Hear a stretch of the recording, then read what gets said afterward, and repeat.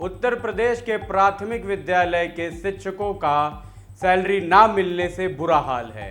पितृपक्ष बीत गया, नवरात्रि बीतने को है और दशहरे को बस कुछ ही समय बाकी है, लेकिन सितंबर महीने की सैलरी कब आएगी अभी इसका कुछ अता पता नहीं है। ये पीड़ा एक या दो नहीं बल्कि पूरे राज्य के प्राथमिक विद्यालयों के शिक्षकों की पीड़ा है। प्राथमिक शिक्षकों की गुहार, घर में है त्योहार, वेतन दो सरकार। नमस्कार, आप देख रहे हैं लाइव यूपी न्यूज 24। मैं आपके साथ हरपड़ शुक्ला। अक्टूबर महीने की आज 13 तारीख है और ठीक 2 दिन बाद हमें विजयादशमी का पर्व मनाना है। अगर हम त्योहारों की बात करें तो कोरोना की वजह से पिछले 2 वर्षों से हम कोई भी त्योहार खुलकर नहीं मना पाए हैं। हमें लगता है कि बहुत समय बाद ऐसा हो रहा है कि किसी त्योहार पर कोरोना का भीषण साया नहीं है।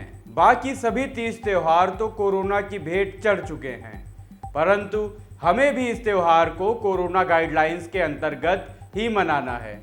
घर में छोटे बच्चे भी हैं जो मेला जाने की जिद करेंगे, जो कुछ खरीदारी करने की मांग भी करेंगे, लेकिन मास्टर साहब की जेब तो खाली है। ऐसे में उन नौनिहालों का सपना शायद अधूरा ही रह जाएगा। शिक्षकों ने अपनी मांगों को लेकर जिम्मेदारों से बात भी की, लेकिन नतीजा ढाक के 3 पात साबित हो रहा है।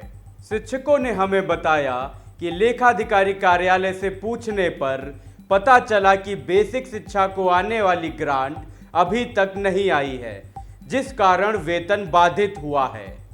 आपको बता दें कि शिक्षा संवर्ती सूची में है, जिस पर राज्य और केंद्र दोनों कानून बना सकते हैं, लेकिन मान्य केंद्र का ही होगा। ये एक विस्तृत विषय है, इस पर फिर कभी चर्चा करेंगे। इस प्रकार से 60-40 के अनुपात में सैलरी भुगतान सुनिश्चित होती है। राज्य 40% और केंद्र 60% भुगतान करता है। जानकारी ये मिल रही है कि अभी केंद्र द्वारा राज्य को जारी होने वाला अनुदान नहीं मिला है। ऐसे में बेसिक परिषद के शिक्षकों, शिक्षा मित्रों एवं अन्य शिक्षा विभाग से जुड़े लोगों का त्योहार फीका होने की पूरी उम्मीद है। आइए हम आपको सुनवाते हैं प्रशिक्षित स्नातक प्राइमरी शिक्षक एसोसिएशन के जिला अध्यक्ष लल्ली सिंह ने क्या कहा। सबसे बड़ी विडंबना ये है कि अभी तक परिषदीय शिक्षकों की सैलरी तक नहीं आई। उच्च अधिकारियों से बात करने पर पता चला कि अभी ग्रांट नहीं आया है। सभी विभाग के सभी अधिकारियों और कर्मचारियों को सैलरी मिल गई, लेकिन परिषदीय शिक्षकों को अभी तक सैलरी नहीं मिली। तमाम लोग लोन लेकर के बैठे हुए हैं, तमाम के घरों का किराया देना है, बच्चों की फीस भरनी है, इतने बड़े त्योहारों के इतने बड़े खर्च होते हैं, लेकिन अभी तक सैलरी नहीं आई है। और यही नहीं, लगभग हर महीने यही होता है कि 10 तारीख के पहले शायद ही कभी सैलरी मिलती हो। माननीय मुख्यमंत्री जी से मेरा करबद्ध निवेदन है कि हम सभी परिषदीय शिक्षकों की सैलरी ससमय दिलवाने की कृपा करें। आपको बता दें कि बेसिक शिक्षा परिषद में कुल शिक्षक लगभग 4.5 लाख हैं। 1,70,000 शिक्षा मित्र हैं, साथ ही 1 लाख के करीब अनुदेशक हैं और रसोइयों की संख्या भी लगभग 3 लाख के करीब है। केंद्र की लापरवाही से 10 लाख कर्मचारियों का वेतन अभी तक बाधित है। कुछ अर्थशास्त्रियों की माने तो केंद्र सरकार द्वारा राज्यों से एकत्रित की जाने वाली जीएसटी समय से राज्यों को आवंटित नहीं हो रही है, जिस कारण वेतन और भत्तों के भुगतान में कमी आ रही है। नाम उजागर न करने की शर्त पर शिक्षक नेताओं ने बताया कि अन्य राज्य जहां बीजेपी की सरकार नहीं है, वहां हल्ला गुल्ला काट कर केंद्र से समय से जीएसटी भुगतान की बात करते हैं, किंतु उत्तर प्रदेश के अलावा अन्य भाजपा शासित प्रदेशों में प्रदेश के मुखिया केंद्र से मिलने वाली अपनी वाजिब धनराशि को भी नहीं मांग पाते हैं, जिसके कारण खामियाजा यहां के कर्मचारियों को भुगतना पड़ता है।